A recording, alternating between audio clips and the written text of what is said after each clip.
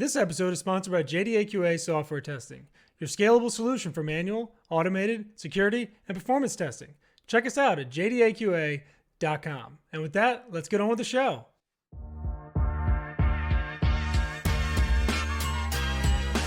This is The First Customer, hosted by Jay Agnew.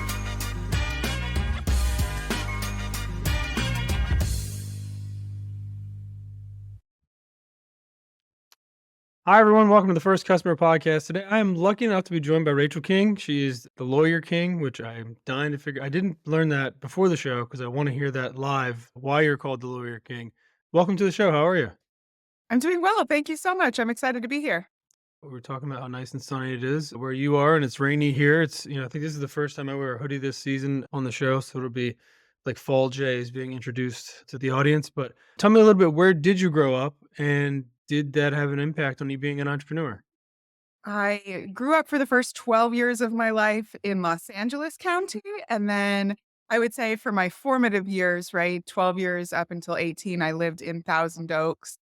I don't know if that necessarily had an impact on where I am. I think the part of my childhood that impacted me most was the fact that I have divorced parents. And so I split my time, the typical holidays with dad, the school year with my mom. And my dad is a lawyer. So the fact that I got very limited time with him, he really brought me into I had to go to his office and hear about his cases. And I think that really resonated with me Hmm. quite a lot. And then both of my families were small business owners. So I think those actually two key factors in my upbringing probably had the most impact on kind of my life choices and where I am today. And what was the mom side of like, what business did she have? So it was actually my stepdad. When he was working, he's since retired, was a software architect. Mhm. But, that was like right when he started right when computers were, I don't know, coming in. So I remember going in his office, he had all the little chips and all the stuff. So he owned a software company. And then my dad owned multiple law firms kind of throughout his career as well. Interesting. Yeah, it almost feels like a foregone conclusion that eventually a lawyer's goal is to like own their own practice. I don't know if that's the same thing in every career where like that's kind of like the end goal, but it feels like being partner and then like kind of owning your own thing. I'm guessing just because why am I splitting my money with five different, ways for a lawyer is probably not great. But so let's fast forward a little bit. So you obviously went to law school and you became a lawyer yourself. What kind of law do you practice or did you kind of want to do specifically? I didn't really know actually what kind of law I wanted to do. I think when I started my firm, I just wanted to get a client, right? That was my goal. I didn't care so much. I wasn't attracted to criminal law. I did take a criminal case and decided very quickly I didn't want to do that. Right now, I'm a litigator. I litigate in family law and trust contests, elder abuse, things like that. I can say that when I opened my firm, I did not think I wanted to be a litigator. And I absolutely thought that, elder abuse and probate and all of this was like the most boring area of law. But, then I guess the joke is on me because I turned out I love both of them. And if this is the only thing I practiced for the rest of my life, I'd be super happy. Yeah, I mean, for somebody like me who hates, I mean, I love Audible, but I hate to read anymore. I feel like is that like, I know it's probably a dumb question, but like, do you like to read? Do you enjoy reading in your spare time? Because I know as a lawyer, like, good Lord, like you just have to read like all day, every day, right? Yeah, so my bachelor's degree is in literature and writing. So I do. I love to read. I read every day. I alternate between nonfiction and fiction books, but reading is near and dear to my heart. I will say law school reading was not my Mm, jam. Like mm. I hated it.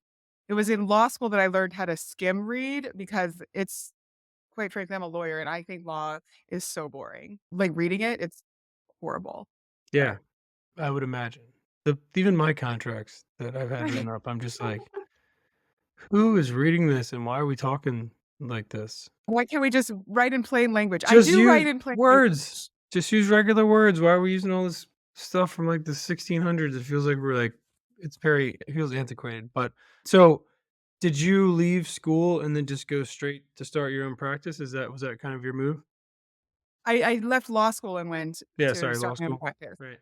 Yeah, so I when I graduated, I didn't take the traditional path, and so by the time I graduated and passed the bar, I was fortunate enough to pass the bar my first attempt. I was married with 3 children, and I'd been in the Army, and I'd been away a lot, so I really looked at my career. I'd owned previous companies as well, and I thought, "How am I going to be a lawyer and balance, like, everything life has?" And the thought of going to a big firm and kind of living for them for the next 4 Right. years was not my game plan. So I started my law firm right after I became a lawyer. And, I guess maybe I took the harder path because I learned as I went, but it was the best thing for me at the time. And I mean, now it's golden. Yeah, it's very interesting. It parallels, I think, a lot of different career paths, right? Like you didn't have the social proof to go out and like get a bunch of clients right away because you'd done a bunch of cases for somebody else. You just came straight out of school and did that. So how did you get that first customer to believe that you are worth their time and money? Well, not only did I have to figure out how to find my first customer, I didn't have any money Mm, to find my first customer. It would be easy to find a first customer if you had all of the marketing money in the world. And so when I was starting my firm, I did look at everything. I looked at radio, but radio was cost prohibitive. I had like a total of $1,800 to start my entire firm. So it's like $1,000 a week minimum for radio. So radio was out. I looked into pay per clicks, but the area that I was working, the click rate or cost was astronomical.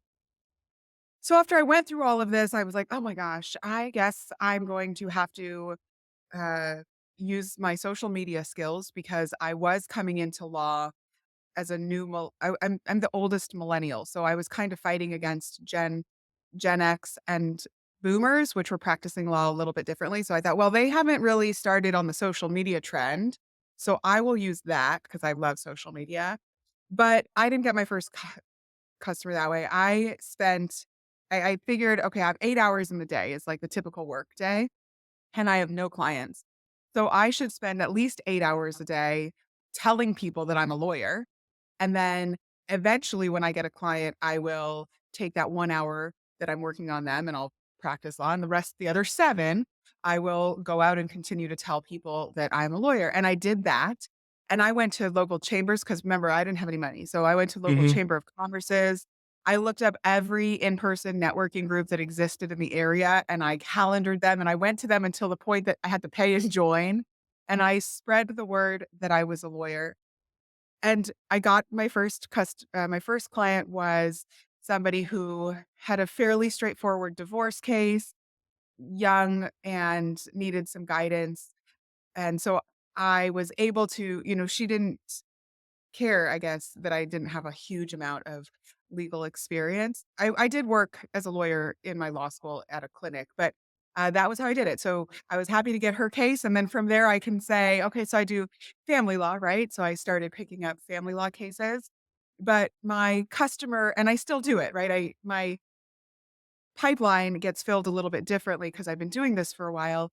But if I still go back to the basics, if I don't have a full calendar that I want to be work like, I don't necessarily wanna work 8 hours a day on law as a business owner, but if let's say I wanna do 4, if I don't have that, then I take that extra time and I go out and hit the pavement, do social media posts, do marketing, remind people that I'm out there and that I exist and that I'm taking clients. there's 2 things there. Number 1 is why do they call it practicing law? Do you know the answer to that question? Why do they call it practicing law? Is it, like, because you're just constantly fig It's the same reason they call it practicing medicine, I know, that's what I was that was my first thought, but and then I'm like, "Why do they call it practicing medicine? They should know what's going on." because you have a set of so I think the way it was explained to me is you have a set of facts, right? Either if it's in medicine, it's like symptoms or whatever's happening, and in law, it's like this fact pattern of whatever's going on in somebody's life. And then we have these general ideas or theories, law or medicine that we've seen. And we try and figure out how to get these facts that are always unique, right? Because every case is unique, even if it's a divorce, they're always unique. And how do we get it into the laws or the experience that we've had? And so we're kind of practicing every time. We don't know for sure what's going to happen. There's no slam dunk to medicine, right? There's no slam dunk in a case. You're just taking experience and factors that you've learned over time and using your knowledge, your learned knowledge and the knowledge of others to get the results that you're looking for. Great answer. I'm gonna, I'm gonna reference that answer at some point in my life. I feel like I'm gonna have to explain that to somebody, my kids or something. Hey, the other thing is you mentioned having, you know, 4 hours. Let's just say it was 4 hours. How do you practice self discipline? Do you have to make sure that you're spending that 4 hours, that you're not needing to do law on things that are gonna move you in the business forward? Like, because I mean, as a business owner, when I've gotten that extra time, I've struggled sometimes to like make sure I'm focused and productive. Especially, I mean, you live in Southern California where it's beautiful all the time. What do you do to make sure that you're spending that 4 hours like actually growing yourself in the business? Well, first of all, up until 2019, I had no idea. I my work-life balance and my business practice balance was a total disaster. And it was in 2019 that I thought something's got to give because I'm not going to be able to do this forever. Now I compartmentalize and I prioritize every different aspect of my life. So, for example, I run and I do yoga. And so I make sure that every single week I look at my calendar and I put my runs on my calendar and those are that's for me time, right? That's mine. I do it and it helps me with the rest. I do the same thing for work and for the business. I have a tendency to look 6 months out, so I kind of look and see with what I have right now, where am I expected to be in 6 months? And that's a really hard skill to develop. It sounds really easy, but you have to have a practice knowing your business cycles and all of that. And then I use my calendar and I calendar in everything. So I calendar all of my work hours. I calendar in all of my research and drafting hours. I calendar in my marketing meetings or, appearances like being on your show. I put it all together and I live and die by my calendar. If my calendar says I'm running, then I'm going to be running. If my calendar says I'm on vacation, then I'm going to be on vacation. Not everybody likes a calendar. It just works really beautifully for me. And then I take, we're at the end of the year, right? So when I look at 2024, I'm trying already right now saying, okay, how much, given my expected workload or my ideal workload, how many guest appearances do I think I can actually make throughout the year? Or do I want? How many Mhm. art can I write and get published? And I put together that, and that goes again on my calendar so that I can time everything out. Hmm. And what do you do? You're a mom, so obviously that schedule sometimes changes. What do you do when things have to move around? Is it a reset for the week? Is it what do you do to kind of unjumble everything? Well, as a business owner, you're kind of maybe a luxury or not a luxury. You get to work whenever you want. So for example, I do consultations and my son plays football. This is football season. So I will tell my office, on Tuesday and Thursdays, let's push all of my consultations to between 5 and 8 p.m. because I'm going to be at football practice and I don't mind being on the phone and being productive while I'm sitting at football practice. Or I have to be making dinner between this time. So let's not have it. So I do adjust my schedule a little bit. I have a fabulous team, and I know that they are give me so much grace when I say, "Oh, change of plans. I need you to reschedule my whole calendar," and I have somebody else do it, but I make up the time, right? So I don't ever say, "Oh, I can't work today because I'm sick. I got sick last week. I can't work today because I'm sick." So I don't get to call it off. I look then at my calendar and say, "Where am I gonna squeeze all of these other things in that still have to be done?" Got it. That makes sense. And having a team is, I think, a luxury of doing business for a while and figuring out that it is very worth it. And, just like you said, the ability to sit down one day or have a day come up and you say, I have to clear this day out, those things need to be moved. That alone is just a monumental thing to have in your back pocket when you need, like I said, when you get sick or whatever. And like, then you just have a team that can kind of reorganize things for you. Somebody said, you're going to need assistance before you think you are. So just go hire one. And I like kind of kept that in the back of my head. And eventually I did. And it was the best thing I ever did. Now we have three or four, people on the team. And it's just like, it's like a well-oiled machine. It's fantastic. Yeah, a team is priceless. Those It's a hard pill to swallow though, the It first is. hire. After It that, you're is. like, "Oh man, I never wanna reschedule anything ever again." It's so much easier to call somebody and say, "Reschedule for me," and then it magically happens. I live that every day. I think I have to every now and again jump in there. I'm like, I don't even know what I have to do this week. So somebody tell me. You figured out early on who, or, what one of your types of customer is. How has that changed? Has it evolved since your first customer? I mean, obviously it has because you mentioned you do a couple times types of law now. But how has that funnel, filling mechanism changed for you when you were kind of scrappy and like going to all these events and doing all these things? Like, did you eventually invest in marketing and inbound stuff, or like what was the strategy switch there from kind of young budding entrepreneur to established business owner who kind of knows what they're doing? The first year I did everything myself because I didn't have enough work. The second year I made a conscious decision to try something new every year, not to get rid of, right? So let's say the first year I was doing in-person network. Year 2, I thought, well, I'm gonna continue in-person networking, but I'm gonna add a new marketing strategy just to see if it works. My second year, I started blogging and really working on organic SEO. That was my focus. The third year, I tried radio and I tried it and I don't like it. So that was short lived. But at least I knew that, okay, so I did it and I don't like it. And I've done that every year. I still do that. So even, going into 2024, I'm looking at what is the new thing I want to try this year. And then I reevaluate also all the things that I've done in the past. Do I want to keep it? How do I want to change it? And that has now given me, well, like 10 years worth of trial and error. The freedom to try something is amazing. I now at this point in my, business ownership journey, I have a lot more money to be flexible with trying things, which is fun because it allows me to do attempt marketing strategies that I wouldn't have before. But I think one of the things that I learned through different companies that I've owned, but I still bring in, is you can't be an expert at everything, and it's kind of like the assistant thing we were just talking about. I can do my own social media, and I did my own social media until I like, that doesn't make financial sense.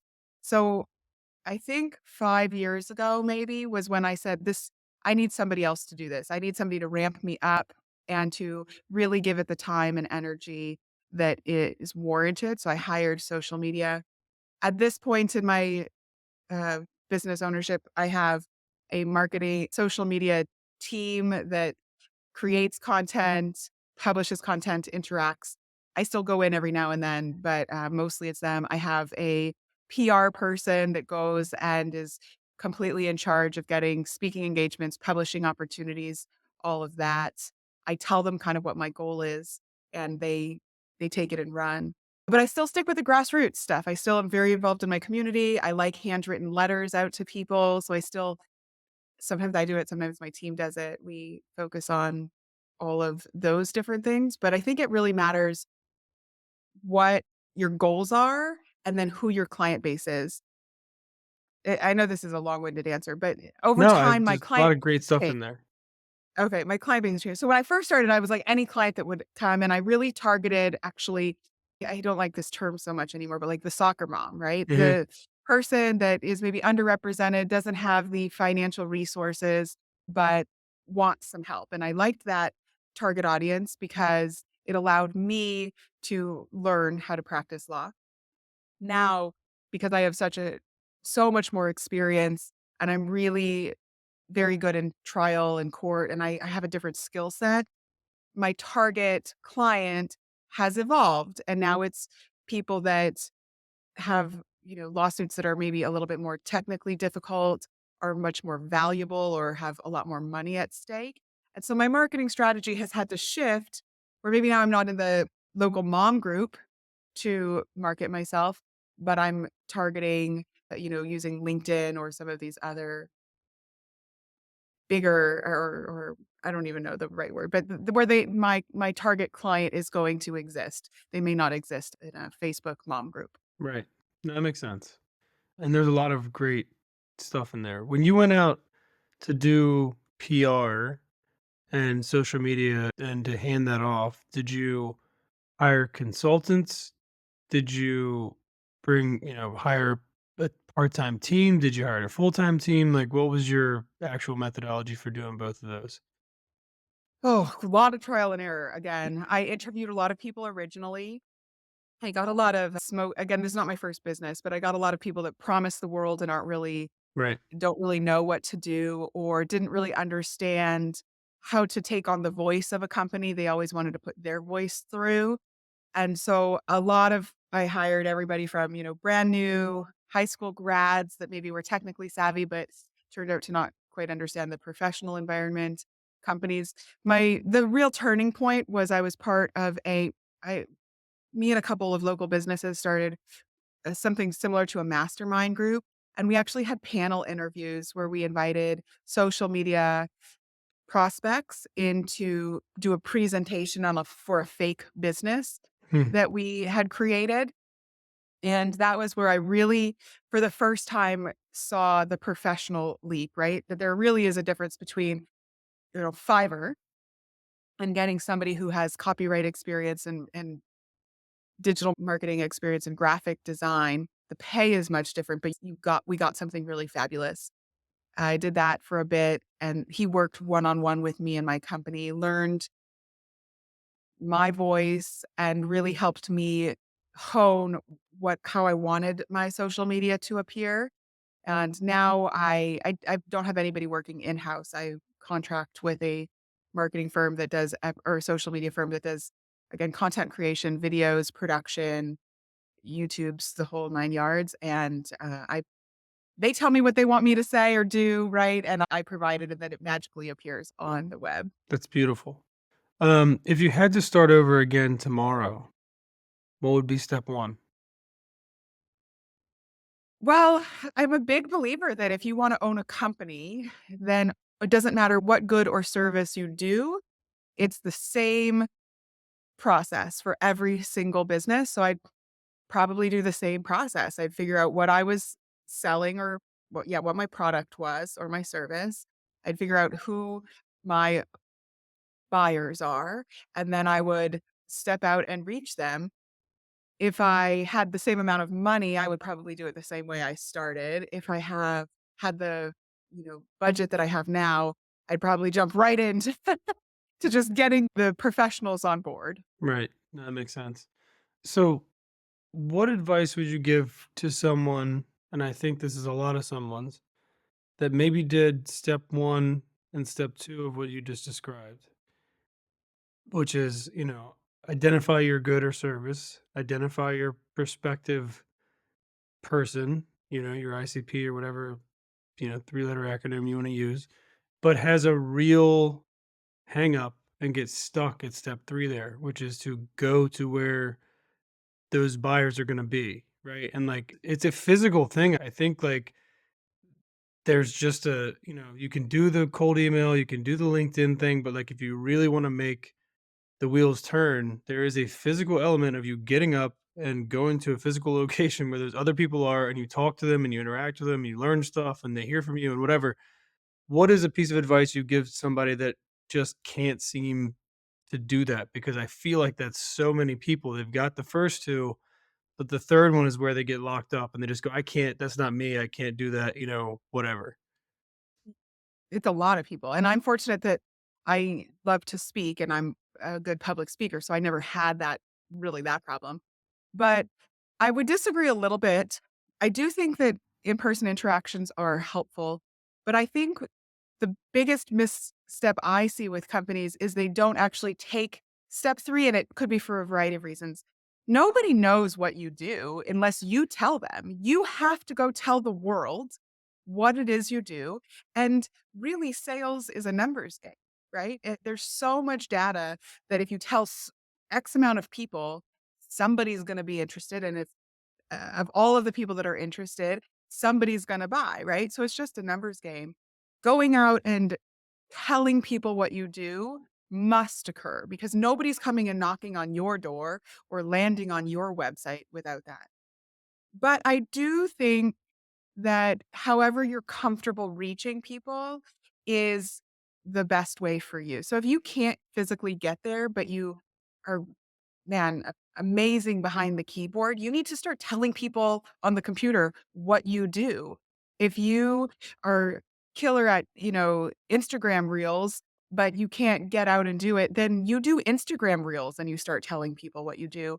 And if you can't do technology, then you get up and you go to lunch and you tell people what you do. And the more people you tell, eventually somebody will kind of take the bait and bite. And then it just continues on. So I think you just need to tell people. And I think that's where the big hang up is. It's like, well, I put up a website. Well, that's cool. I mean, there's thousands of, there, whatever, billions of websites. Right, right, So that doesn't matter. If somebody's looking to learn how to public speak or looking for where to go, I think local chamber of commerces have a lot of information. A simple Google search of networking in my area. I've not been to Toastmasters, but I've heard people say that Toastmasters is really great for teaching public speaking and giving you the confidence. And all you need to be able to say is, "My name's Rachel King and I'm a lawyer," right? After that, people will ask you questions. "My name's Rachel King and I sell widgets." "Well, what kind of widget do you sell?" Right? People right. will come and ask you the question. So you don't need to have it all answered. You just need to introduce yourself to the world however you can and tell them what it is you have. I think that's a great point. Yeah, no, I agree. I think it should be. I guess it's some people. I think to my original thought was that they hide behind the keyboard too much because it's much easier than going out and doing the physical thing.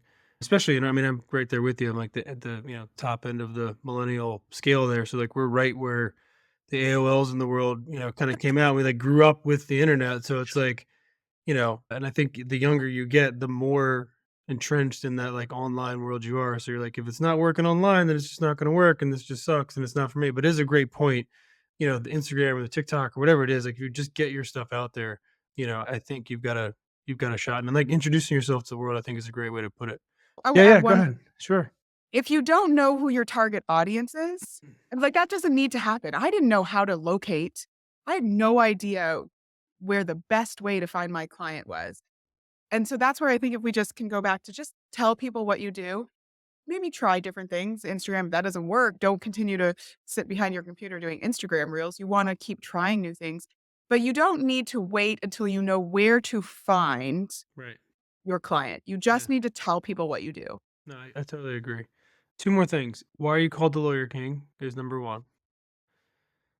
Let's go with Well, that. my name's Rachel King. I know that much, but I thought, like, is there some And sort of was there a moment where you're like, "Oh, I'm the yeah. lawyer." Okay, alright.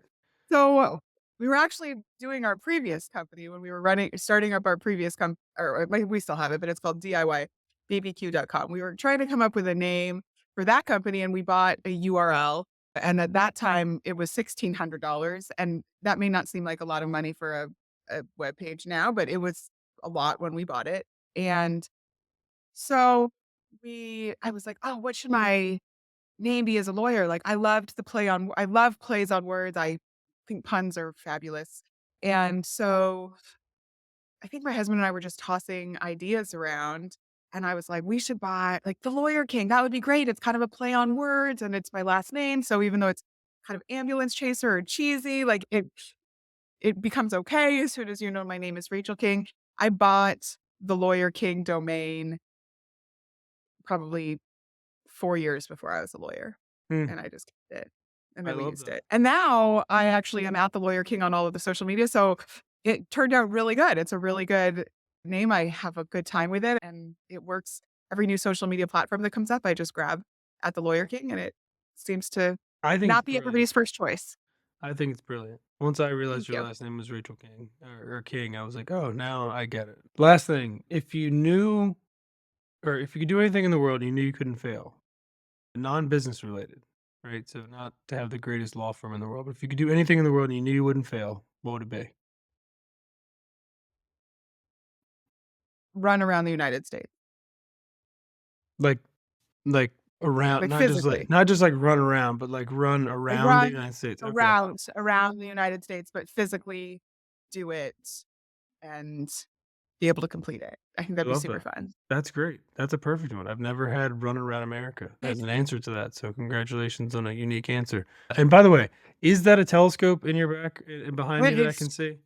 it is, it's a Okay, telescope. I'm an astrophotography nerd, and I have, like, a giant telescope outside, and I do astrophotography, so I had to ask if, anytime I see a telescope, I'm like, is that an actual telescope?" But it'd be a lot of it's a lot of light pollution there, right? It's, like, really skies are washed out, or can you actually see stuff? Actually, we have Mount Palomar right by us, which Oh, is beautiful. an observatory, so we have huge amounts of light restrictions because of it, Oh, so that's nice. our skies are pretty good. That's fantastic. That's great. Alright. Alright, well, I'm gonna guess I know the answer to this question, but where can people find you, Rachel King, if they wanna find the Lawyer King? At the Lawyer King, so Of that's course, my everywhere. website and all the socials. That's beautiful. What a nicely packaged, brand that is. Rachel, you're fantastic. I loved your story. I hope people check you out, and I appreciate your time today, and have a great weekend, alright? Thank you, and happy what are we? I don't know when this is gonna go out, but happy Veterans Day to all of the veterans out there. Yes. I mean, look, we can say it all year round, right? That's a happy Yeah. Veterans Day to everybody, so thanks for being on, and we'll catch up with you soon, alright? Wonderful, thank you so much. Thanks, Rachel.